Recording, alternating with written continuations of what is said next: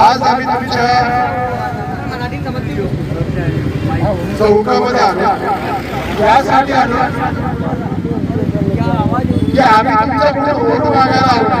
आम्हाला तुमच्यासाठी काम करायचं आहे आणि काम जर करायचं असेल तर आमचे हात मजबूत करण्यासाठी तुमची साथ आम्हाला हवी. यासाठी आज आम्ही तुमच्या भेटीसाठी आलो आहोत. आमचे हे बेसिक मुद्दे असतील.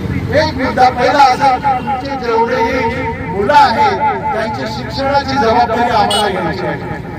शिक्षणाची जबाबदारी आम्हाला घ्यायची आहे म्हणजे काय की आम्हाला प्रायव्हेट स्कूल मधील सर्व फीज, उदाहरणार्थ प्रायव्हेट स्कूलच आम्हाला नको आहे, सर्व स्कूल हे गव्हर्नमेंट असले पाहिजे. कारण हा प्रत्येक मुलाचा शिक्षणाचा अधिकार आहे आणि तो आम आदमी पार्टीचा मूळ मुद्दा असेल.